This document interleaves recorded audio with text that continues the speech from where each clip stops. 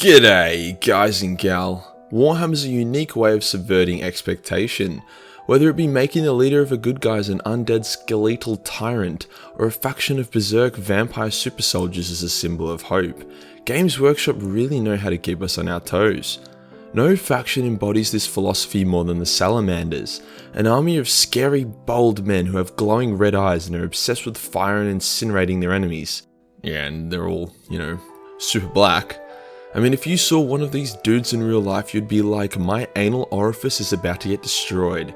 So it's funny to think that these guys and their leader are some of the kindest and most compassionate people in the entire galaxy. That is, unless you're an Eldar child, but we'll get more to that later.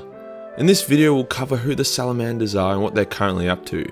We'll also cover the origins of their cuddly Jamaican Primarch Vulcan. I don't know why I'm spending the next 10 hours or so making this video.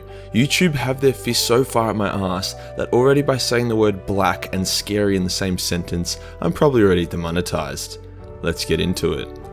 When the Emperor of Mankind decided the galaxy needed a good old-fashioned spanking by his glorious golden hand, he created 20 demigod children, each embodying one or more of his characteristics. The gods of chaos did not like getting spanked, other than Slaanesh, and they used some hacks to scatter the 20 Primarchs across the galaxy. That's what the kids were called, Primarchs, all of them landing on weirdly specific planets tailored to them.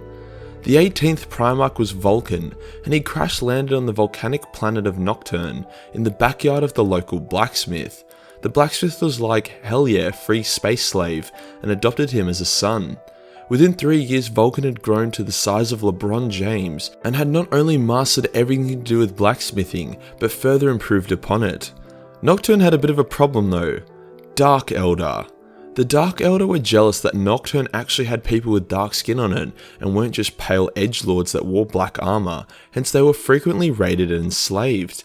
At the age of 4, Vulcan's town was attacked by the Drukhari, so Vulcan was like, kiss my black ass! Armed with only a blacksmithing hammer, he single-handedly killed 100 Dark Eldar and drove the rest off, becoming the king of his planet instantly. The fastest to do so out of all the Primarchs arguably, especially compared to Angron, who could barely even escape slavery, and he wasn't even black. During Vulcan's celebration / coronation of saving his people from eternal rape, a stranger appeared and challenged Vulcan to whatever test he desired, with the winner pledging eternal loyalty to the loser. Vulcan agreed. For 8 days, both competitors drew challenge after challenge. Neither Vulcan nor the stranger could prove who had a bigger dick, although it was probably Vulcan for obvious reasons. Eventually, they reached the final challenge. Whoever went off and killed the biggest fire salamander would be the winner. Vulcan found a massive one and one-shot it with his hammer.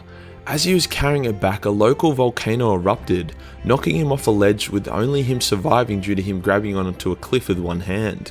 However, as he refused to let go of his salamander, he could not pull himself back up. Eventually, the stranger, carrying an even bigger salamander than Vulcan's, found him.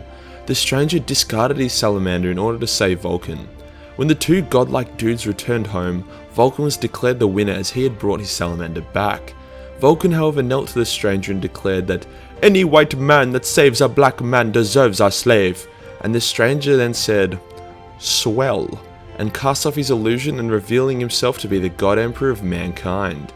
Despite being a very noble and mentally stable Primarch, Vulcan did not immediately take command of the 18th Legion, then called the Dragon Warriors, as he instead chose to master all the knowledge he needed to beforehand, staying under the Emperor's direct tutelage for a time. When sighted by the side of an Emperor during the battle, he was described as a big dick green dragon as he learnt the ways of war. The Terran-born Salamanders had engaged in a costly war against a massive Orc army, choosing to sacrifice their legion in order to save billions of lives. How very Salamander of them. No other Astarte force was close enough to provide backup, so Vulcan chose this as his time to emerge. He shoved his big black Primarch cock deep within the arse of the Orc fleet, backed up by 3,000 fresh Astartes from Nocturne. Sandwiched between two armies of angry black men, the Orcs stood no chance and were massacred to the last fungal spore. It's probably a good time to mention that the Salamander's intense pyromania was the ultimate weapon against the Orcs for obvious reasons. Vulcan and his sons all had a big group hug, and he took command of the Legion. This was not the only hugs that the Salamanders would deliver as they tore across the galaxy, hugging the fucking shit out of everyone's tits. If the world was chosen by the Emperor, they would receive kind and gentle hugs. If the world was a Xeno world, the hugs were a bit tighter, and usually it resulted in a broken spine. One such world was a planet called Faria, which had primitive humans who served some Eldar. The Salamanders backed up the Iron Hands and Death Guard and easily smashed the Eldar forces. However, they were disturbed to realize that the human population was sympathetic to the Eldar and tried to protect them.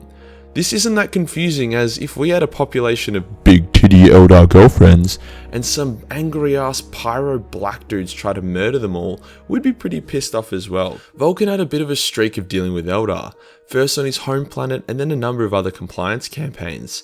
His next major campaign was with the Night Lords on a planet of hostile humans who were apparently being mind controlled by a small group of Eldar. Vulcan attempted to cuddle the enemy into friendship, however by the time they got there it was too late.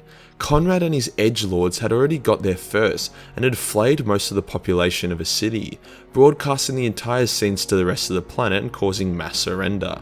The Eldar were taken captive, however due to some random fuckery they got out of their cages and ran into a crowd. Now, this is like Who Wants to Be a Millionaire type situation. Do you A. block the exits and chase them? B. attempt to capture at least one and use her to lure the other ones back? C. just let them go, they're just fucking children? Or D. open fire into the crowd, killing hundreds of civilians?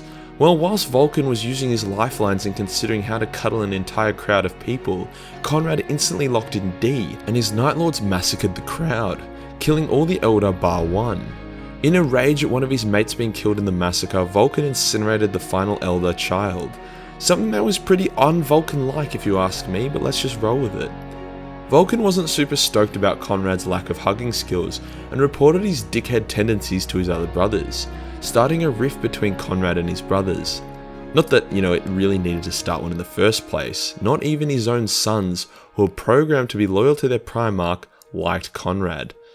As we know, Horus, being the bold cunt that he was, decided that he would allow the four gods of chaos to gangbang his soul and become their vessel of destruction. But Majorkill, Vulcan is bold. Does that mean he is a cunt as well? Jesus Christ, Timmy, do you kiss your mother with that mouth? Not that you could anyway, because she's fucking dead, orphan bitch. Yes, Vulcan was bold as well, and yes, I often bag out bold people, especially this guy. However, here's the difference. Vulcan is black. Being black and bold is cool. Being white and bold makes you look like a neo-Nazi pedophile. I rest my case.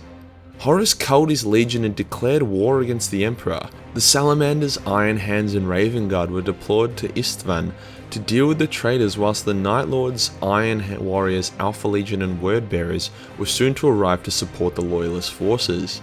The Salamanders took the left flank and engaged with the Death Guard in a wall of fire and death.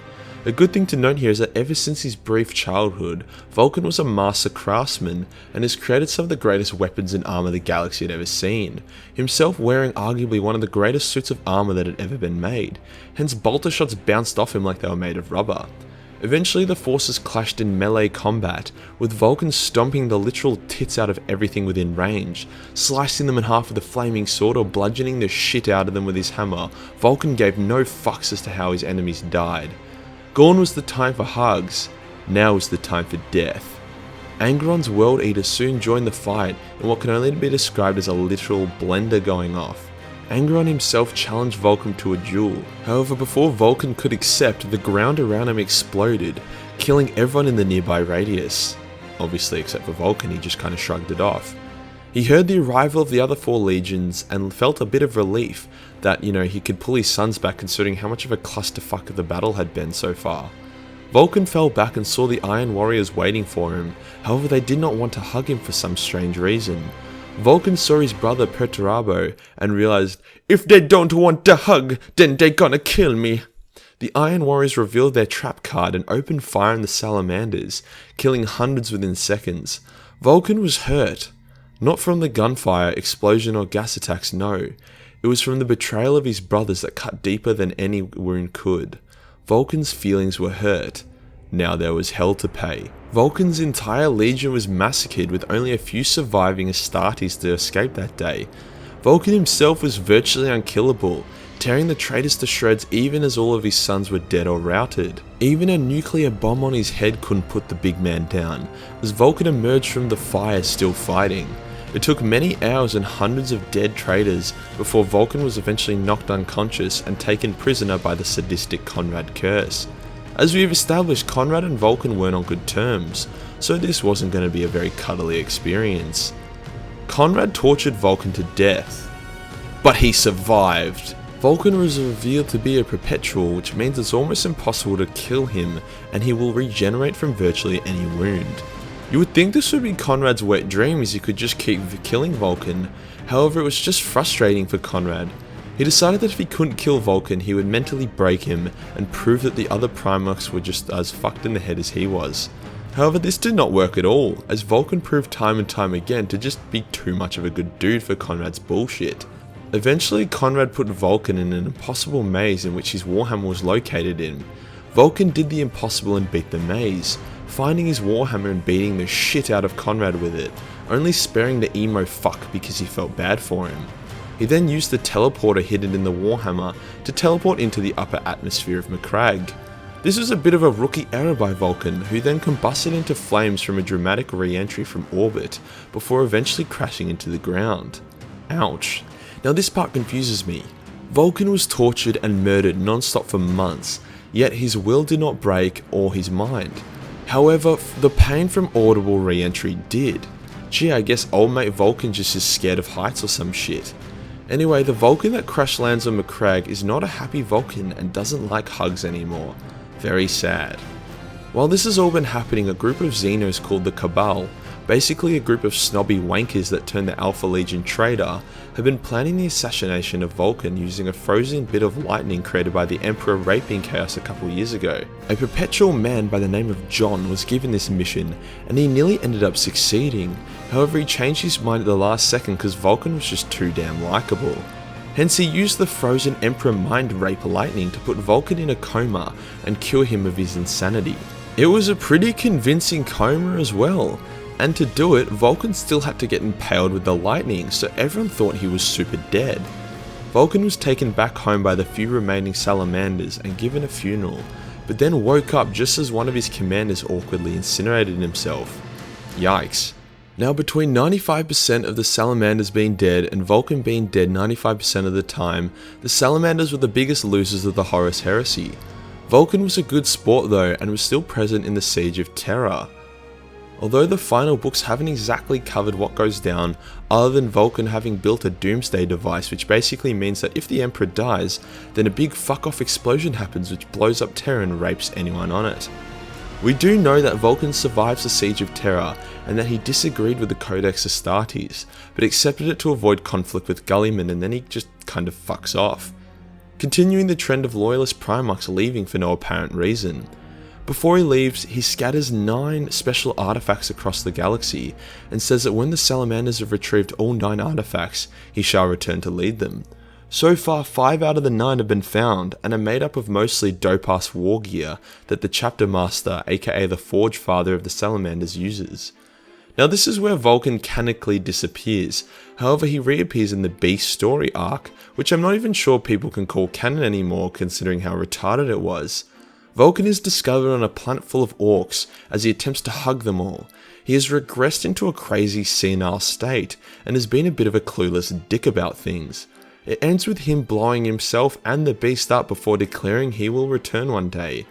But yeah, let's probably just pretend that what never happened. The Salamanders have taken a bit of a back seat recently, along with the Raven Guard and Iron Hands, due to their legion being decimated. Despite this, they're still a really interesting bunch of dudes, and have continued fighting for the Imperium in a number of battles and wars, taking on and beating the Homunculi, Gene Stealers, Iron Warriors, Tyranids, and even Trance the Infinite, twice. Trance really wanted to get his hands on the artifacts of Vulcan, which the Salamanders were obviously not super stoked about. They also took part in various wars of Armageddon, so they're still kicking ass, however they're just not, the main characters right now. It looks like Vulcan will need to stomp his way back into action if the Salamanders want to get any significant screen time. However, with the Lion, Lehman, and even Korax all poised and ready to come back into play, it could take some time before we see Vulcan back in canon. which is why I watch text-to-speech. That shit is great. And that does us for today, guys. The Salamanders and Vulcans lore up to date. I don't need 2 parts for these cuddly boys as they just aren't getting super fleshed out right now. This is a bit of a shame as they are arguably the most unique and original of the loyalist Space Marines and well loved by the community. This video is actually the most requested video I had at the moment, which just goes to show how popular these guys are. If you want to support the channel further, then consider jumping on my Patreon. Only $1 gives you guys access to everything, including a boatload of Warhammer hentai. If you guys want to chat to me or vote for the next video, then jump in my Discord. Thank you guys for watching, and I'll see you in the next one. Peace.